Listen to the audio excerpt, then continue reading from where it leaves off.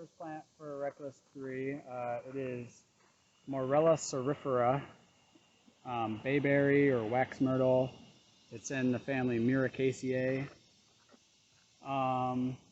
This one's pretty common in the coastal plain and gets planted around pretty much everywhere also. It has alternate leaves with these kind of obovate leaves that are widest towards the tip and have a few serrations towards the tip, generally not towards the base of the leaf. Sometimes they can be entire, or sometimes they can be a little bit more serrate than this. And the underside of the leaf, if you looked at it closely, is, and maybe you can even see it in the video, is covered with tiny little yellow glands. And so alternate leaves, and I'm not sure what else I'm supposed to say about this one. I would add, this is one of those plants that are great for sniffing your way through the forest.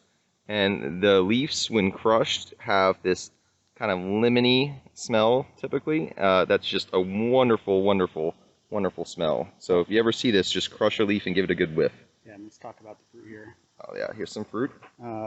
They have these, and they get to be much more abundant on other plants, but these kind of waxy blue-gray fruit.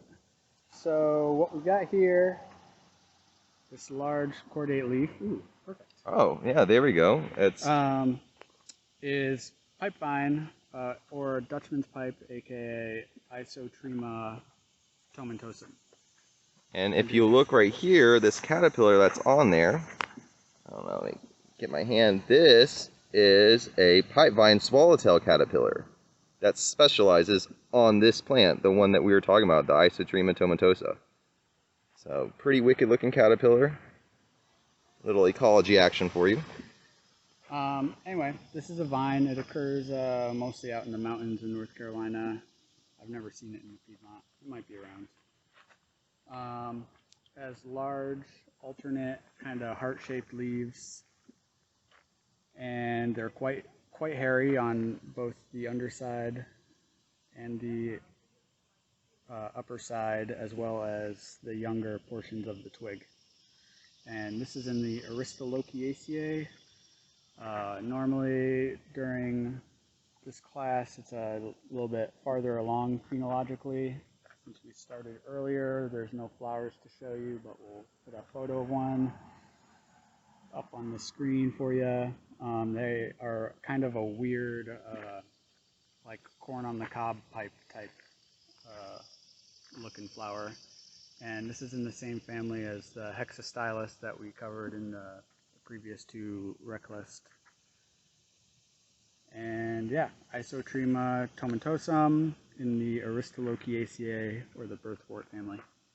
Alright, here we've got scarlet hibiscus, aka Hibiscus coccineus, in the mallow family, Malvaceae. You can see its flowers are quite showy, a good 6 inches across, with the typical form for this family. It has alternate leaves that are palmately compound with generally 5 lobes. It looks a little bit like hemp or marijuana. The stem is like strongly glaucous, that white waxy finish that kind of lends a bluish or even purplish cast to it. This plant in particular does occur in North Carolina, but is not considered native to here. It's native a bit further south, down in Florida and Georgia and South Carolina. And it likes wet habitats like a lot of the hibiscus species. And it's quite showy and nice. I think that's all I got for it.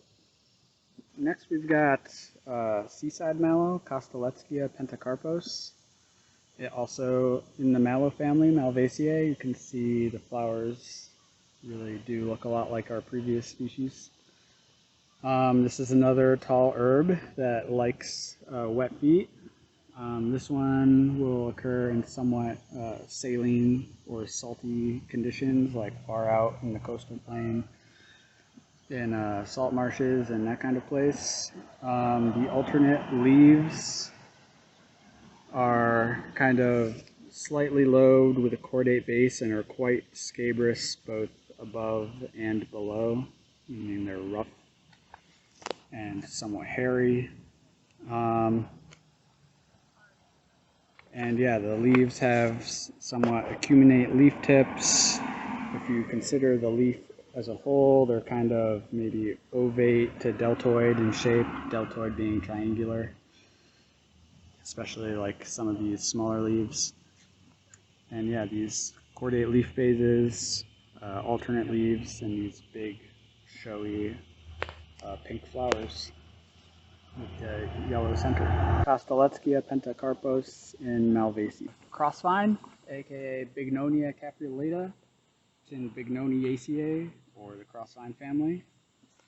It's a woody vine with leaves that are superficially kind of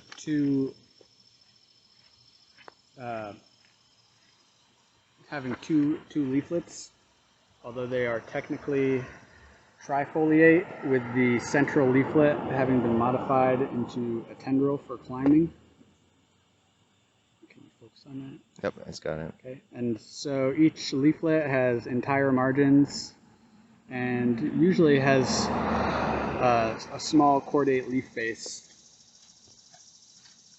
And the leaves themselves are somewhat leathery, they're glabrous, nice reticulate venation beneath.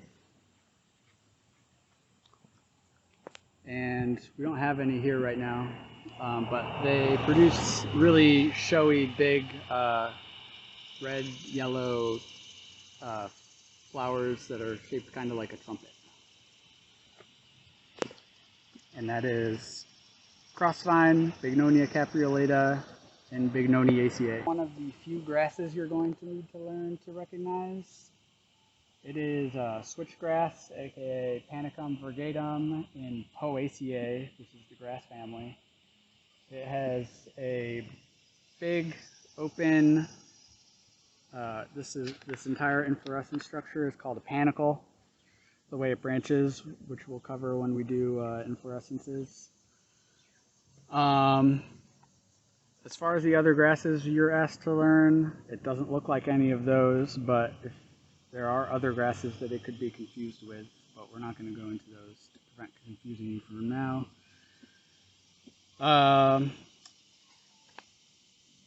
It's got, so just in general, some of these grass terminology. This is the ligule, this structure that projects up from the base of the leaf where it meets the stem and the sheath. And this is often a feature that is used to identify grasses. This one is kind of slightly membranous and becoming ciliate towards the tip. And it's got leaves with kind of a white stripe down the middle. And yeah, that's it. Panicum virgatum, Poaceae. Alright, here we've got a cutleaf coneflower, Rudbeckia laciniata. This one is really common in our area. You'll see it in riparian areas, like along, you go out to the Eno, anywhere along there, or any kind of, somewhat mesic, damp situation. It's got these big yellow flowers with kind of a globe-like center, and with asters, these are called the ray flowers, which are kind of what people think of as petals, and then these are all actually individual flowers themselves called disc flowers. And when we do the aster family in lecture, we'll learn more about the structure of these. This isn't a flower, this is actually an entire inflorescence. Its leaves are alternate and somewhat pinnately lobed to varying degrees. You can see some of these leaves higher up are just like kind of slightly lobed, and then you've got more extremely lobed versions down lower on the stem. Kind of got a glaucous stem, And that's all I got for this.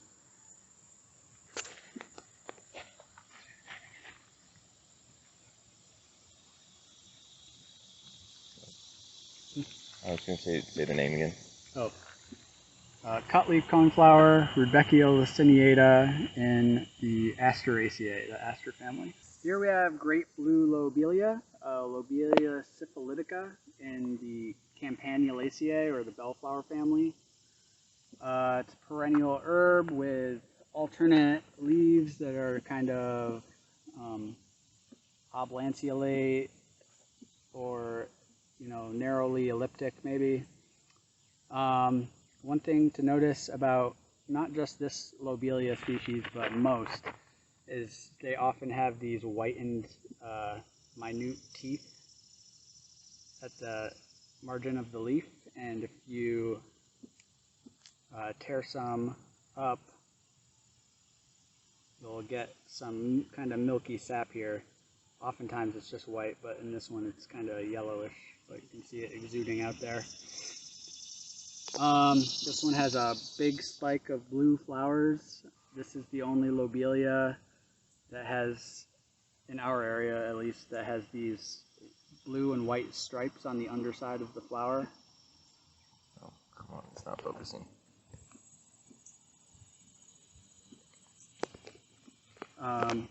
So Lobelia syphilitica and Campanulaceae.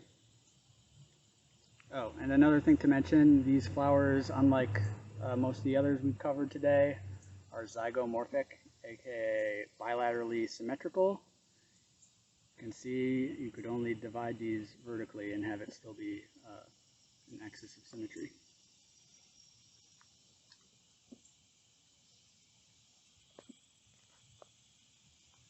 Lobelia syphilitica.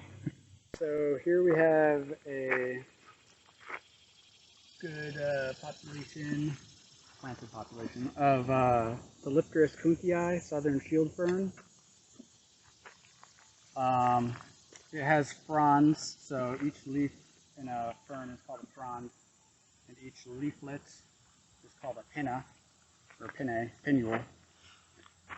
And each frond is usually, up to 3 feet or maybe even a little bit more. This is pinnate pinnatifid, meaning it's divided all the way to the center once, and then each of the pinnae are divided not quite to the center, so they are said to be pinnatifid instead of pinnate. So this is pinnate pinnatifid. They're kind of hairy, and on the underside you can see the sori, which are the spore-bearing structures. And this is, it releases spores, and that is how this plant reproduces and distributes itself. Thelypteris kunthii in the Thelypteridaceae, the shield fern family. So now it's me, Brandon, your TA, jumping on. I'm going to talk to you today about the dwarf palmetto. This is Sabal minor, Ericaceae, the palm family. There's a couple families with very similar sounding names, but we're talking about the palm family for this one. This palm is cool. It's the northernmost palm in the U.S. You'll find it in the coastal plain though, so it normally doesn't grow up here. This is planted. You're not going to find this like in Duke Forest or Eno State Park or anything like that. This is very much a planted plant, but it can survive here, and you can obviously see that it does well. It has some fruit on here, so the flowers and fruits are on these long stalks. As you can see, they have these little round fruits. These fruits are very typical of the palm family, so think of like dates and things of that nature. And then also this is evergreen, so the leaves aren't going to die back. This is going to stay green all winter, all year. And what's cool about the leaves is they have what's called costa palmate leaves, and Eric will get a photo of those, or zoom in. Costa palmate, that's where the upper part of the petiole, the costa, so up into here, extends into the leaf blade. So maybe if we can turn it over, you can see it a little bit better on this side. Yeah, there we go. So you can see the costa right here. The costa right here it goes into the leaf blade. So it has this extension from the petiole into the leaf blade, and that's typical of the palms. So this is dwarf palmetto, Sabal minor, the Ericaceae palm family. All right, what we have here is another plant in Bignoniaceae, the crossvine family, called Campsis radicans. This is really common anywhere that's, well, pretty much everywhere in the state. It has opposite leaves that are pinnately compound. You can see, if you looked really closely here, there's an axillary bud here telling you that this entire unit is the leaf. And they usually have this is a pretty juvenile one, so some of the leaves are smaller than normal by quite a bit. But they have 7 to 11 leaflets typically, and they're coarsely toothed, as you can see. And this is a woody vine. This one's still pretty small, but it'll climb up power line, telephone poles, and stuff like that. We can actually see it. We come over here, starting to climb. And there's an older one. And it's kind of mixed in with all these other vines, but where Eric's pointing, that's the... Yeah, and it climbs via adventitious roots it puts out at the nodes, and it's hard to really make out any right now, but trust us, they're there. Yeah, let's see if I can pull one off. Right. Here's Yeah, there's the adventitious roots right there.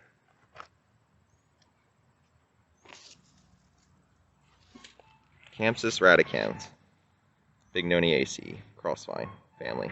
We've got another plant in the Campanulaceae here, and if you think, hey, this kind of looks similar to the Lobelia syphilitica, as far as the structure of a flower goes, you'd be right. This is Lobelia cardinalis, cardinal flower.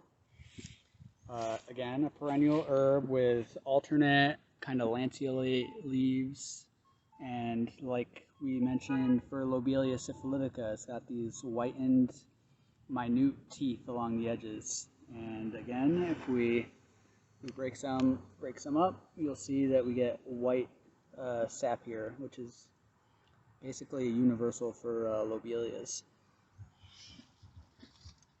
Again, we've got zygomorphic flowers here.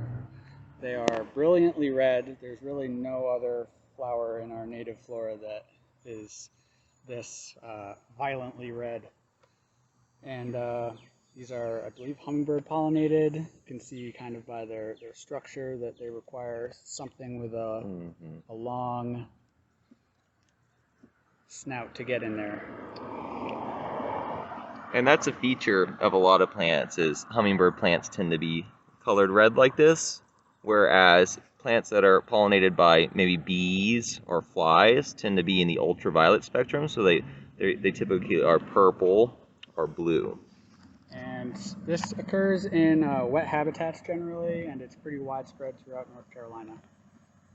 And Lobelia cardinalis and Campanulaceae. Our next plant is yellow star anise, Illicium parviflorum, in the Illiciaceae, the star anise family. This is not native to North Carolina, although it's like a great landscaping shrub. It gets planted around a lot. It is native to the southeast. It occurs in Florida pretty naturally. I've seen it down there. It's got these kind of elliptical evergreen leaves. They're glabrous on both sides. They're entire, and they are alternate. If you look farther down the stem, like a lot of genera, you can have kind of a pseudo appearance of being whorled towards the tips of the stems where the nodes haven't elongated yet. What's really distinctive about this plant is its fruit, where it gets its name, that star anise. This is an aggregate fruit. As you can see, it's similar to the star anise you use in cooking, which is that thing that gives stuff its awful licorice flavor. Which I love. Which is why we're not friends. Yeah, and the leaves will smell kind of like licorice if you crush some up and smell it. Terrible. Ugh. Oh, wait, where'd that go? I love that. Illicium floridanum. No, sorry, Illicium parviflorum. Oh, parviflorum, sorry. Illiciaceae, star anise family. Ungberg, aka wood vamp, aka Decumaria barbara, sometimes placed in the genus Hydrangea, so Hydrangea barbara is another scientific name that would work as well. It's in the Hydrangea family, Hydrangeaceae. It is a woody vine found in moist bottomlands, oftentimes, most frequently found in like kind of nutrient-rich situations. I would generally consider it somewhat of a calciphile. The leaves are opposite. They're pretty leathery, kind of egg-shaped, and glossy, and mature leaves generally have entire margins, but they can also have like some obscure teeth as well, like you can see on this leaf. And younger leaves can have more obviously toothed margins. Decumaria barbara in Hydrangeaceae. This Decumaria barbara climbs by adventitious roots, which you can see here, which come out of the stem and help it climb up the trees. They can kind of superficially look like poison ivy stems as well, that hairiness. But they're just not quite as hairy, in my opinion. So, the Decumaria barbara we talked about earlier is growing up this enormous loblolly pine, Pinus taeda, in the Pinaceae, the pine family. It is by far the most common pine in the Piedmont of North Carolina. It's basically the default one. If you see a pine, it's probably this, and especially if it's this large. It has needles that are grouped into bundles of 3, typically. 3 needles per fascicle, and this is 1 unit of them. Of the 3, I think, pines we learn, this one has needles of kind of an intermediate length. They're typically 5 to 8 inches long. They can be a little bit longer than this. They're rather, slightly twisty. And what else do I have to say about this? This tree is really common. Vast swaths of North Carolina have been planted with this tree, to the detriment of a lot of our native community types. Yeah, Pinus taeda, Pinaceae. All right, we're under a large sweet bay tree right now, Magnolia virginiana. This guy, it's in the Magnolia family. It is a large shrub or small tree, typically found in the coastal plain of NC. It gets into the Piedmont a little bit, but not much. Each leaf is kind of narrowly elliptical. It can be wider proportionally than this. Somewhat kind of thick and stiff, and the underside is strongly whitened, or glaucous. It kind of has a pleasant bay smell when you crush some up, much better than the Illicium. And yeah, entire margins, alternately arranged, and like all magnolias, it has the circumferential stipular scar, that scar that goes entirely around the twig, which tells you that your twig immediately is in the Magnolia family. Cool. Magnolia virginiana, Magnoliaceae. So here we have a plant called a winterberry, Ilex verticillata, in the Aquifoliaceae, the holly family. It's got these nice clusters of red berries that persist after the leaves drop in the fall. Birds like them and stuff like that. The leaves are alternate, although they can, be somewhat approximating whorled towards the end of the branches. But if you can see the arrangement here, they are in fact alternate. The flowers are axillary. They arise from the axil at the base of the leaf. And each leaf is a couple 2-3 inches long, doubly serrate with kind of one level of coarser serrations and another level of very fine serrations. The leaves are rugose, meaning they're kind of, the veins are impressed on them or etched if you look at the other side. Yeah, they stick out. You can literally feel the veins. It's pretty cool.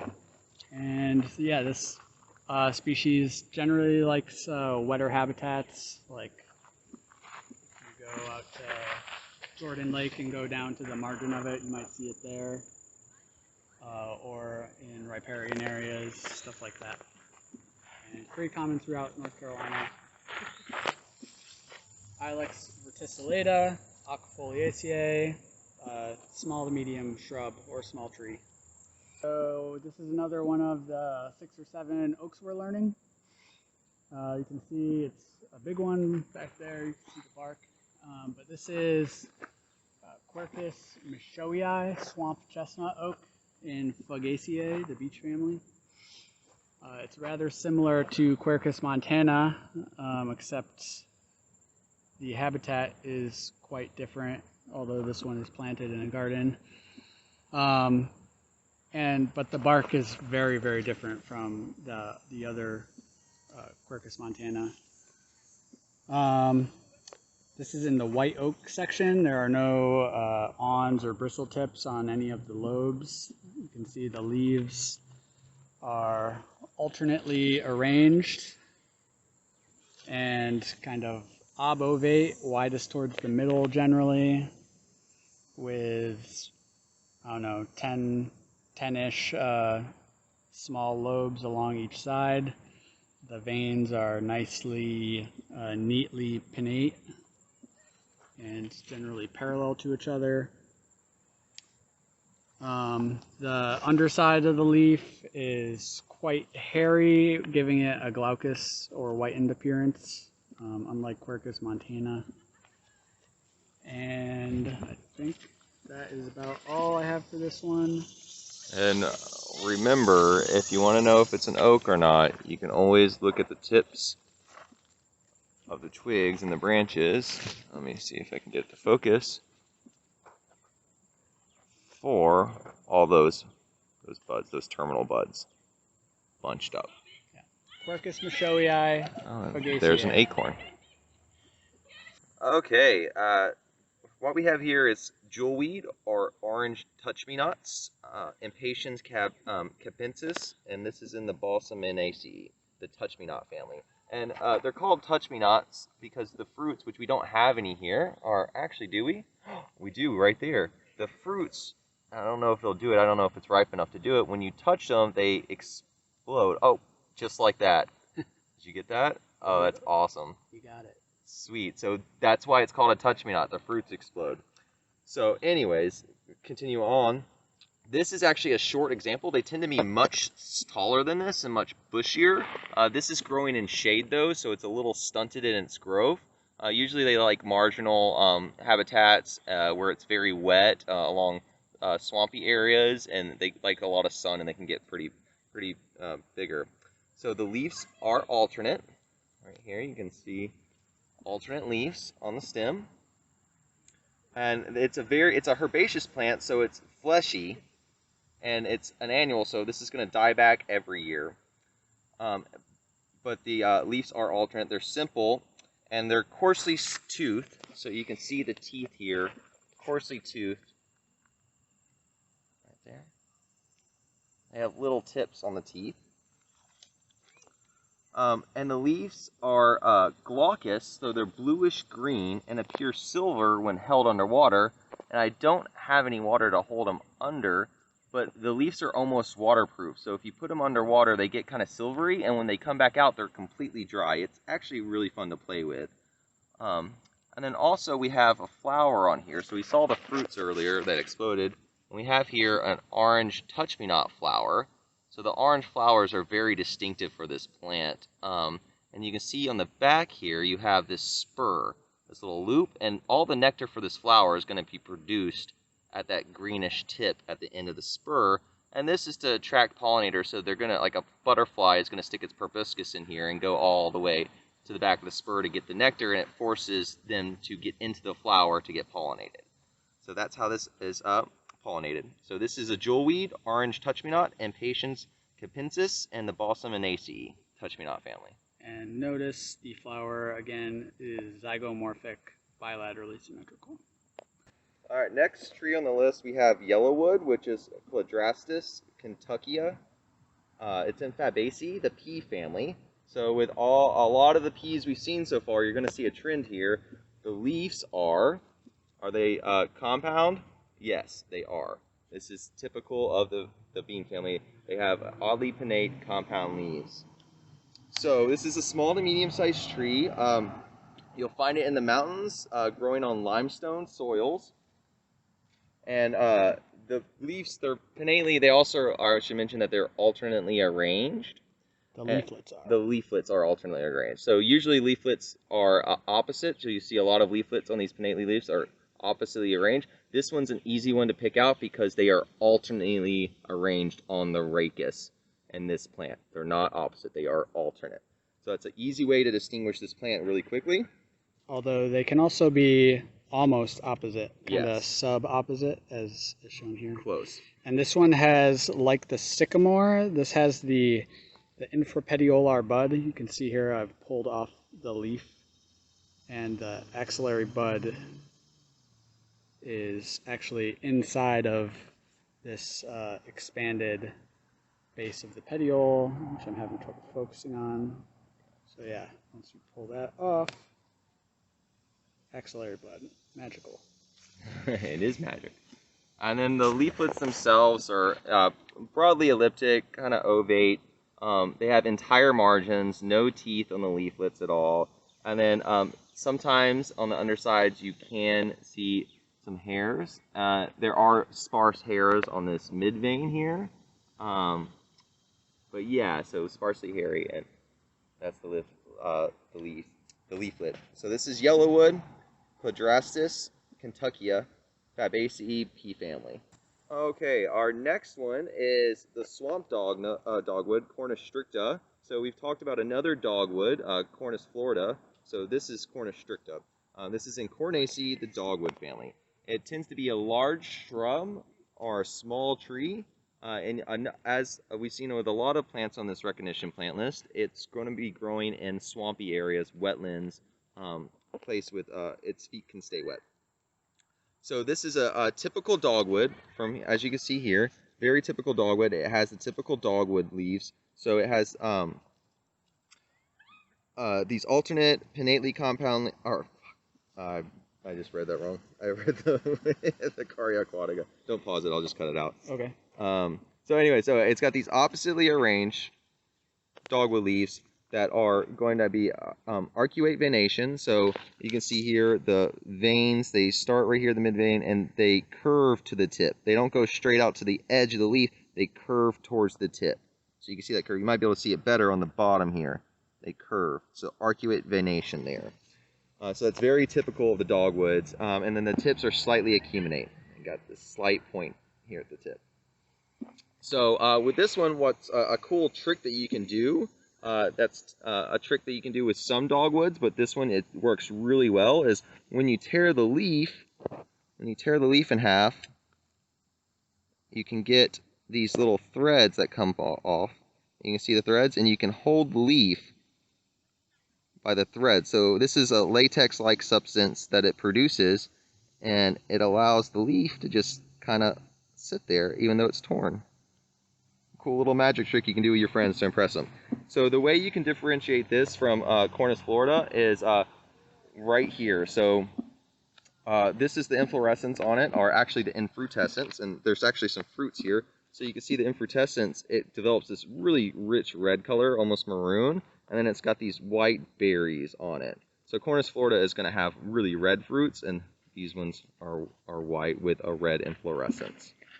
Well, and so the fruit of this one is the inflorescence is a corym. Yeah.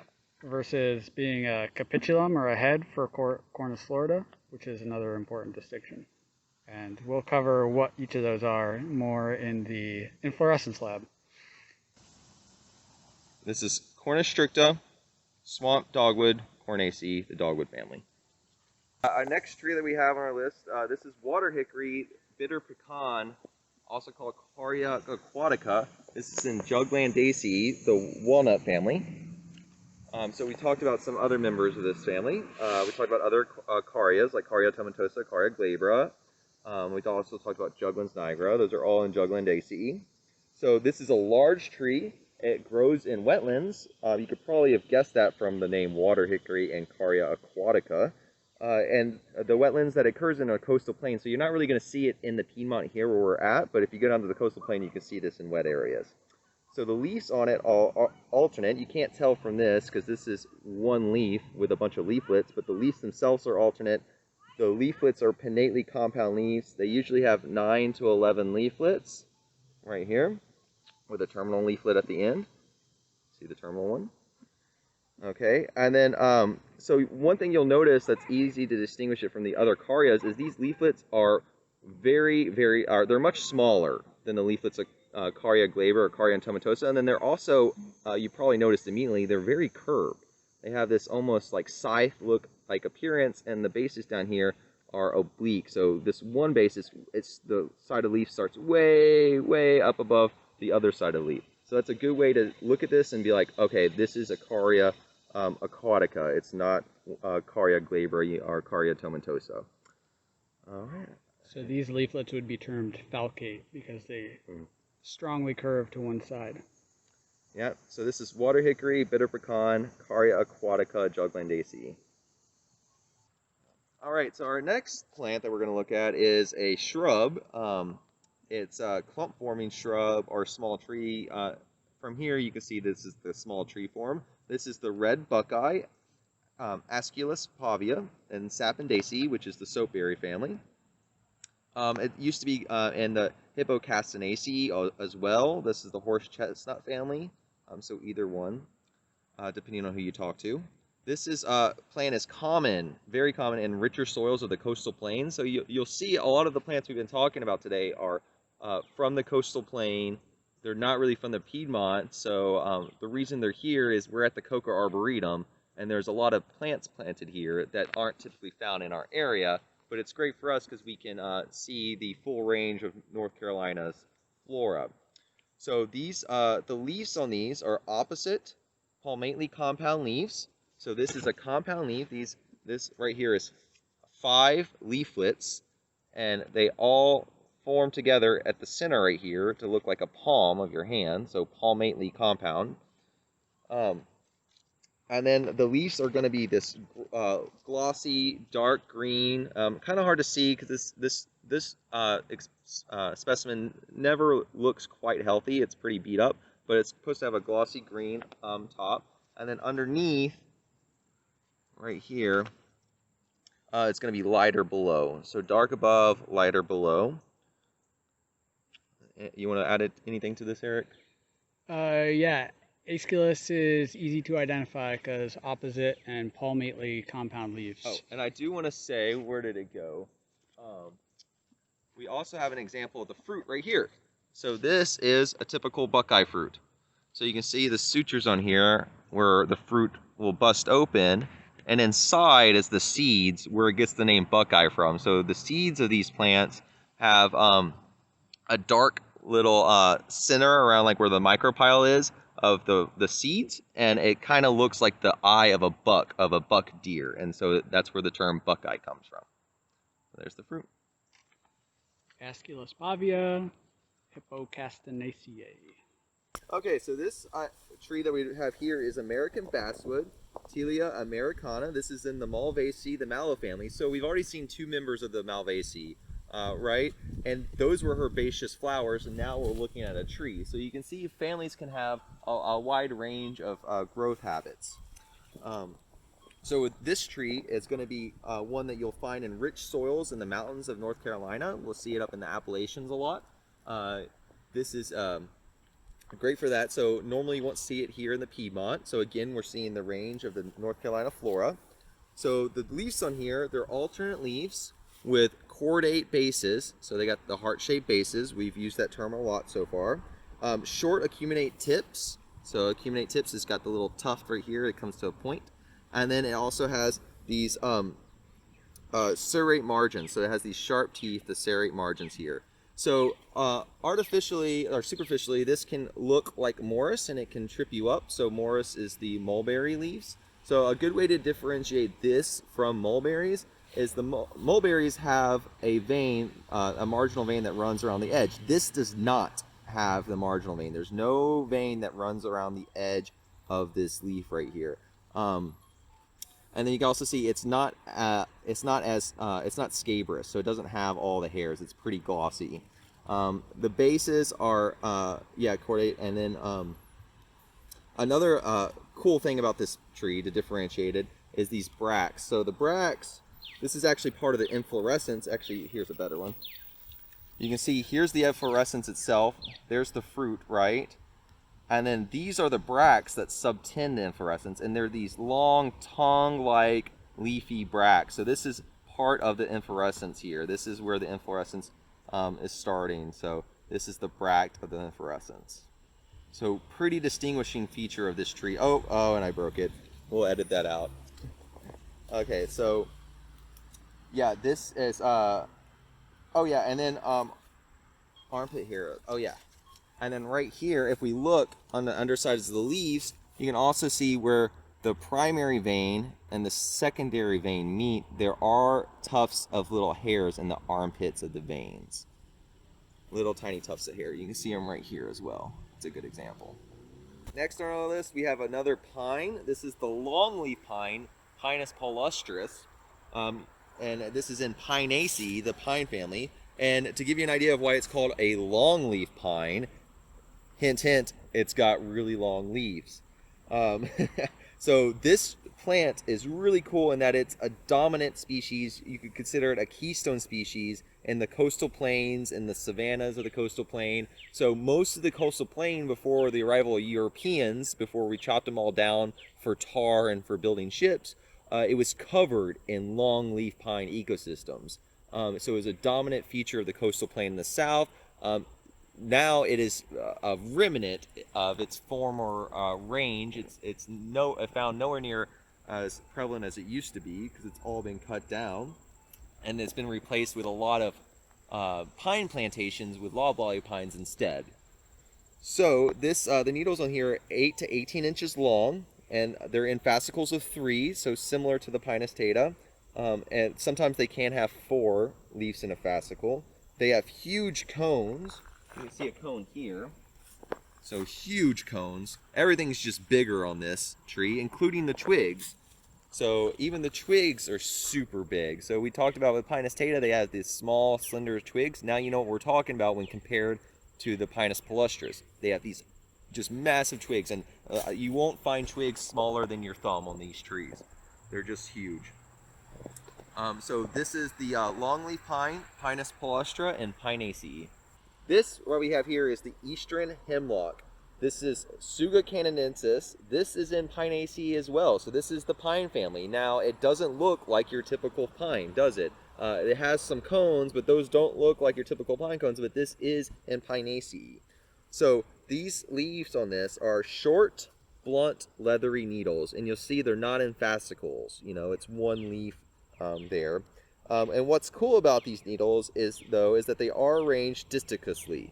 So what that means is that they are arranged in a single plane along the twigs. So they're coming off in a single plane across from each other. You know, you do have the aberrant ones where they do stick up a little bit, but for the most part, they're in a single plane right beside each other. So another way to distinguish this is that on the underside of the leaves, the needles themselves, they have two parallel rows of stomata, and the stomata are grouped closely together, and so it gives it this striped look. So you'll see it has these two white stripes. These are parallel rows of stomata underneath the leaves, and the stomatas are the openings of the leaves in which it can exchange oxygen and carbon dioxide. A problem with this tree, so this is usually found in the Appalachian Mountains and coves and moist areas, and we've been having a severe problem with it because of this. This is an invasive insect. It's called the woolly adelgid. You can see why it gets the name woolly. It makes this woolly mess on the trees. This is killing the trees. It's killed large swaths of trees. It started up in the northeast and it's working its way down here to the southeast. It's been affecting our trees a lot. We've had huge patches of hemlocks die, and it's a huge concern for conservationists and ecologists on the East Coast because this woolly adelgid is killing the trees. And as you can see, we're even seeing it here in Chapel Hill. So that's not a good sign. But this is the eastern hemlock, Tsuga canadensis, and the Pinaceae. Next plant that we have is called yellowroot, Xanthorrhiza simplissima. Xantho meaning yellow, it's a yellow pigment, and then rhiza meaning root, so Xanthorrhiza. And this is in Ranunculaceae, the buttercup family. So these are typically small shrubs, and as you can see, this is a pretty small shrub. I don't see it get much larger than this. It tends to stay this size. And it's got multiple upright trunks. And again, like a lot of the plants we've been talking about, you'll find this near water. So a lot of the plants on this plant list you're going to find near water. So the leaves tend to be crowded at the tip. So you can see this. There's not really any leaves down on the stem. They're all bunched together right here at the tip. So this is a typical form for this. Kind of looks like a paintbrush almost coming out. So the leaves, though, themselves are pinnately compound and they're highly dissected. So they're dissected. So this is the pinnately compound. So there's the rachis. There's two leaflets. There's the third leaflet, and you can see they're very dissected. They have these lobes and a lot of teeth on the edges. You can get some of the leaflets on the sides can have like mittens like that. So there's a mitten right there. And then another thing that is cool, so why is it called Xanthorrhiza? Well, it has, in the bark, this is one that we've broken off before, so I'll just keep doing this. Right here, you can see the wood is yellow. So this is why it's called yellow root. So the roots are like that too, but the wood is very bright yellow underneath the bark. So you can see the bright yellow wood there.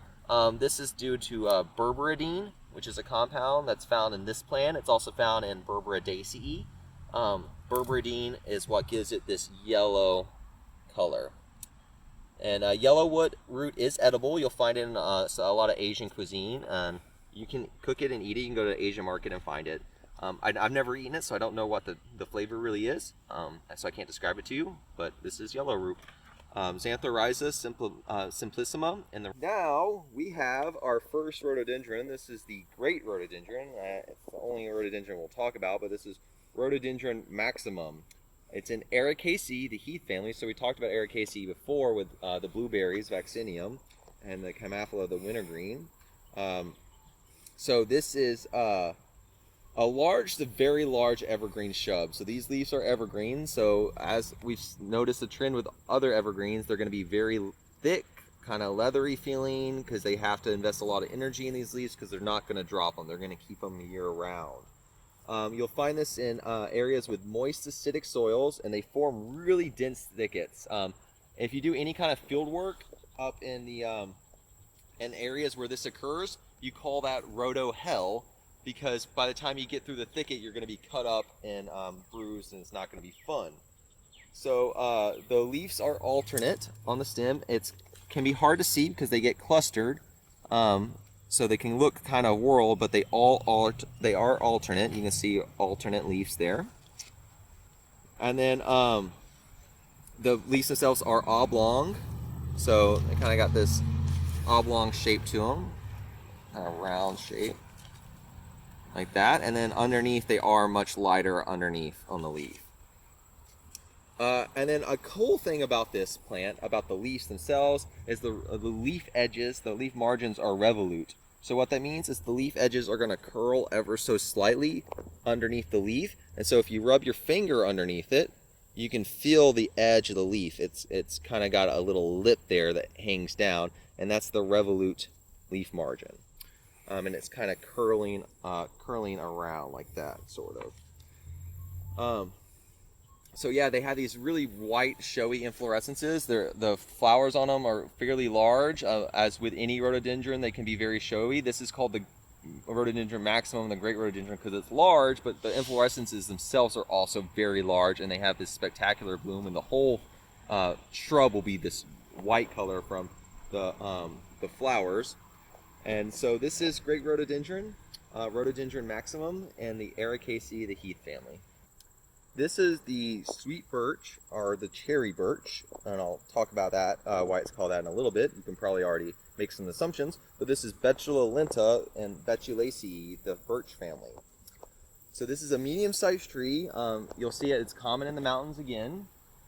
So not really from this area, but you'll see it a lot in the mountains. The leaves on this are alternate, so you can see alternate leaves here. And then they have very neatly pinnate venation. So the venation, you can see it better on the underside of the leaves. The venation is pinnately, very neatly pinnate. So that means they form these nice lines, and they're evenly spaced, and it just looks very organized and well made. So these are also have rounded cordate bases. So I don't know if you can find oh yeah, here's a good one. So rounded cordate bases here, and then the margin of the leaves are going to have these really small serrations, a lot of sharply toothed small serrations on the edges of the leaves, and they're also doubly serrate. So we talked about that before, and you might be able to see them. So in here you can see there's 2 serrations for every 1 major serration. So these are doubly serrate margins. So with this one, why is it called the sweet birch or the cherry birch?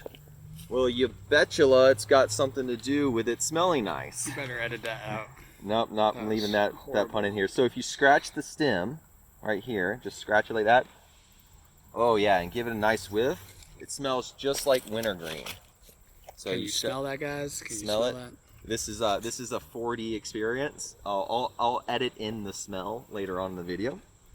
So this is sweet birch, cherry birch. It's Betula lenta and the Betulaceae, the birch family. We have another pine on our list. This is the white pine, Pinus strobus in Pinaceae, or the pine family.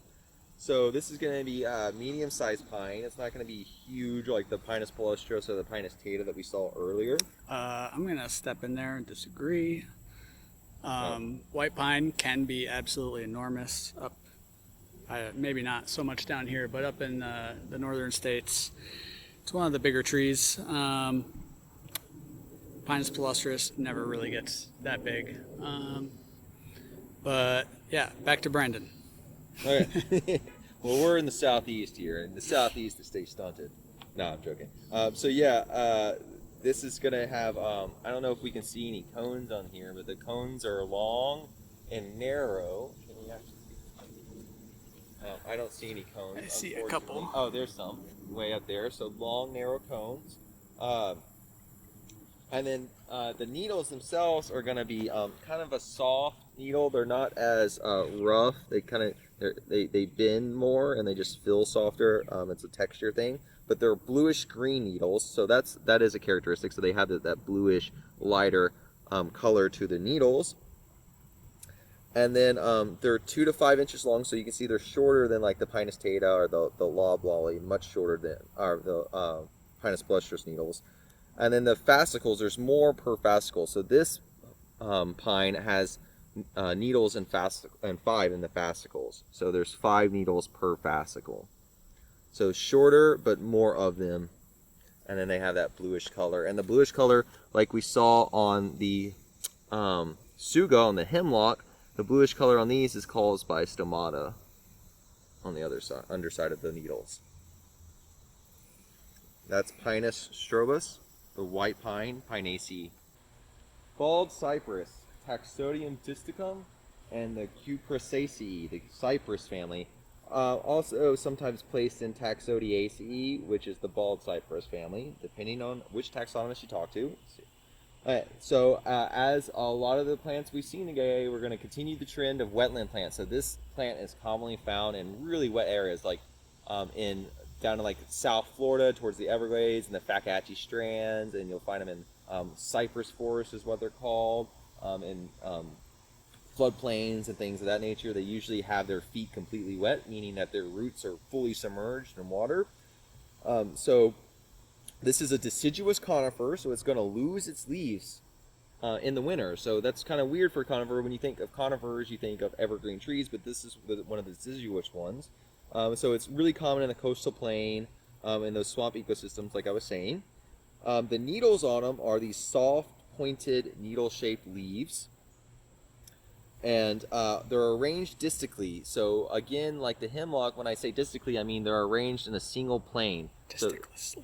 Disticusly, sorry. Disticusly. That's a tongue twister. Say it 5 times fast.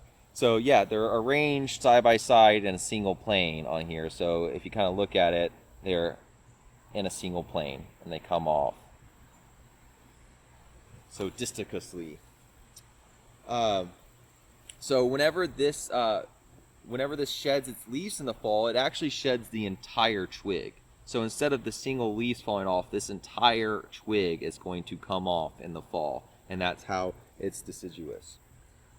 So there's another taxonomy we're going to talk about, and we'll describe how it's different than this one later on when we introduce you to it. But this is the bald cypress, Taxodium disticum, and the Cupressaceae, the cypress family, are Taxodiaceae, the bald cypress family. The next one we're talking about is closely related to the bald cypress, which is just behind us here. You can see Bald cypress, this not is bald cypress. a pond cypress, Taxodium ascendens. Again, Cupressaceae, the cypress family. You can see its bark is somewhat different. Now, the existence of 2 species, whether this stuff is really different from bald cypress, is controversial, I guess. So, a lot of taxonomists have argued over whether or not there are really 2 species for quite some time. Really, they occur in different habitats, with bald cypress occurring more like along blackwater rivers and wetter places generally than pond cypress, which occurs in more often pine savannas and small ponds where the water isn't moving. And generally it doesn't get as big. Oftentimes you'll find like really dwarf versions of this that are quite old but also very small, like that, especially down in the Everglades. Size. The main difference between these is the way, and we'll show a photo because all the branches are too high for us to reach, but the needles, instead of being spreading So like with bald cypress, imagine they're all tightly basically oppressed like this, and kind of all sticking straight up as opposed to being flat out. yeah. It's like a flat tortilla versus a taco. Yeah. A photo will show that better than we can show here, but you might be able to kind of see it if you zoom in on that silhouette of a branch. You can kind of see, it. They look, it almost looks like from underneath that they don't have any leaflets. They look like pine needles almost, but that's because they're so oppressed that they have a very, very slender silhouette.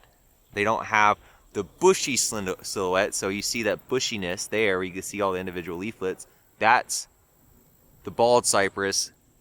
This is the pond cypress. Taxodium ascendens cupressaceae. So our next one is parsley hawthorn, Crataegus marshallii, which is this guy right here. It's a deciduous shrub to small tree.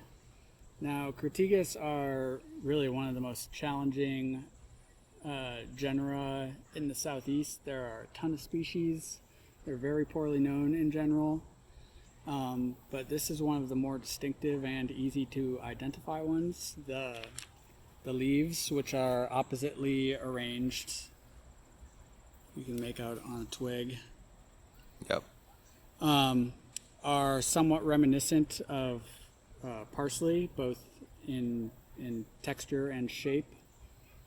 They are, about an inch and a half wide by an inch and a half long, or a little bit smaller, or sometimes a little bit bigger. And yeah, this is the only Crataegus you'll be tested on. A lot of the Crataegus are well armed and have lots of spiny thorns. Huge. Some of them can be massive. The size of your hand almost. Does not seem to be particularly thorny. I'll include a photo of what a typical Crataegus thorn looks like, so you get an idea of how well armed they are compared to this one. And yeah, that's it for this one. Crataegus marshallii in Rosaceae, the rose family. So we're back in the Hydrangeaceae. If you recall, Decumaria was in the Hydrangeaceae. This is as well. This is Hydrangea quercifolia, or oak leaf hydrangea, because of the reminiscent oak-like leaves. Yeah.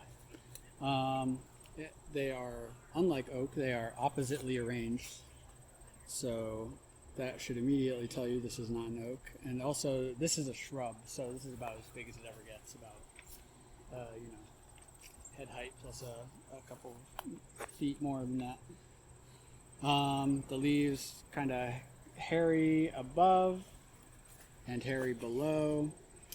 They've got these big paniculate inflorescences that are kind of dried up at this point, but they have two kinds of flowers, these sterile bract-like flowers, and then the fertile ones below that are not showy. And this doesn't occur naturally in North Carolina, but it's a pretty common landscape plant. This occurs farther south in like Alabama, I believe, where it is native. Native to the deep south. And the flowers are very obvious too in landscaping. They got they're very white and very apparent, so they stick out. You've seen this in landscaping. And the stem is covered in this orangish hair, which is a good diagnostic feature. Mm-hmm. So that is Hydrangea quercifolia in the Hydrangeaceae. So our next plant is Ginkgo biloba, or ginkgo tree, in the Ginkgoaceae. This is basically a very ancient plant. It's basically a living fossil. It's unchanged for something like 120 million years or something like that. That number's probably wrong, but it's a large number. Yeah, it's old. It's kind of got these duckfoot shaped leaves, or fan, with dichotomous branching of the venation. The leaves are borne on these little spur shoots that are technically alternate, but the spacing is extremely tiny, so they don't truly look like alternate leaves, but they technically are. Female plants bear these fruit, which are technically a type of cone, I believe. Mm-hmm. And these end up smelling really bad. So they smell horrible. Better to plant the other. Yeah, so you see males get planted a lot instead of the females, because they are dioecious. But nothing else we look at has these very odd looking leaves. So this is really unmistakable for anything else. And these are actually kind of atypical leaves. So it's called biloba. It's called biloba because it usually is dissected. The leaf is, so it has the two lobes. So here you can see this one's somewhat dissected. But this has been in cultivation for a while, so you have different forms of it, and they usually are more dissected than this, and they usually form these two nice lobes, make it biloba. And then also a noteworthy characteristic of this tree, the reason you see it in landscaping so much, is it turns this beautiful golden color in the fall. So you can see it kind of turning this golden color here. So it turns this beautiful golden color, and then they synchronously drop all their leaves. So if you have trees in the same area, they will drop all their leaves at once, and so you'll get this golden shower. Oh, that sounds bad. I'm going to edit that out. They drop all their leaves at once, and it's a really great show. And yes, so you definitely want to check it out if you haven't seen ginkgos drop their leaves before. Our next plant is another herbaceous plant. This is called obedient plant, Physiogramma virginiana. It's in Lamiaceae, the mint family. So just to let you know why it's called obedient plant, it has this cool feature that when you take the flowers and you push on them, they'll stay in place. So you can move them in whatever direction you want, and they'll usually stay there. You can supposedly. I mean, they're not. They should be called the somewhat obedient plants, not the fully obedient plants. But you get the idea. But yeah, they are in Lamiaceae. So characteristics of the Lamiaceae, as we talked about before, they have the square stems, so square in cross section. They have the opposite leaves, and then they have these zygomorphic flowers. And we've been talking about. This is a very typical of the Lamiaceae of mint flowers. You mentioned decussate. Decussate, yes. So the opposite leaves are decussate and lanceate with serrate margins, acute tips. And then also the upper surface and the lower surface of the leaves are glabrous. So you can see it's very shiny, very smooth. No hairs at all on this plant. They do have these sharp teeth on them. They're very narrow, almost linear. And they have these awesome mint flowers. And you can see they have stripes, and they're that pale pink color. So yeah, this is obedient plant, Physiogramma virginiana, and the Lamiaceae. So this plant here is Rhynchospora latifolia. It is a sedge, which is one of my favorite groups of plants. We like to call Eric a sedgehead. That's accurate. So this is the inflorescence. These are kind of wind dispersed and not insect dispersed, so they don't have showy flowers. The flowers are in here in these white scales. You can see like that's the style sticking out there. And this is one of the most easy to identify ones because it's got these white bracts beneath the inflorescence, and in our area there's two species that do that, Rhynchospora colorata and Rhynchospora latifolia. Rhynchospora colorata is smaller. This actually might be Rhynchospora colorata and not latifolia. It looks like colorata to me. But they're similar enough. But anyway, they're very similar. A lot of sedges, although not this one, are quite triangular in cross-section. If you look on the stem, this one's rather rounded or obscurely triangular. But yeah, that's one of the main characters of sedges, a triangular stem with like 3 ranked leaves. And yeah, Rhynchospora colorata, Cyperaceae. Latifolia. Oh, latifolia. This is one of the other Poaceae you'll be asked to recognize for the recognition lists. This is Andropogon gerardii, aka big blue stem.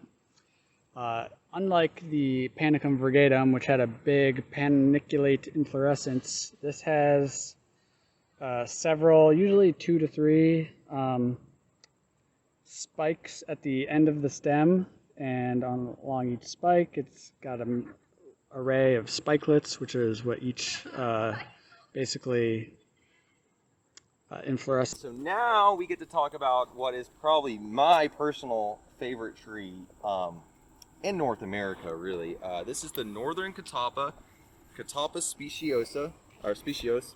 It's in Bignoniaceae, the crossvine family. So, okay, the other members that we talked about were vines in the crossvine family, but this is a tree, right? Well, this just goes to show that, you know, families can have a wide range, again, of growth habits. Just because it's called a crossvine family doesn't mean they're all vines. You can have trees like this one. So this tree was originally native to a very, very small area near the confluence of the Mississippi and Ohio rivers, but it's frequently planted for ornamental reasons, and that's really obvious if you saw the flowers. And I'll post a picture of the flowers in this video. I'll edit one in. The flowers are incredibly showy. They're these huge inflorescences, big flowers. That's just typical of the Bignoniaceae. So the name is fitting. They have these giant flowers, and these ones are white with these purple stripes in the throats of the flowers. Just gorgeous. I love it. The leaves themselves are these large cordate leaves, so they have a cordate base there, the heart-shaped base. We've seen that a lot so far. They're usually opposite, so the leaves are usually opposite, are whorled. So you can see this one's whorled, and yeah, so whorled right here, and sometimes opposite. You can see even this species has really large leaf scars, and you can see them here. If you go around, you'll see the whorled. And that's the whorled pattern is common on the young twigs, and then once they get older, you'll see more of an opposite arrangement. And as you can see, this tree is actually a sucker from the roots of the tree that used to be here. So this tree was a very large tree. It must have blown over because the inside was rotten. So this is new growth coming from the roots of that older tree.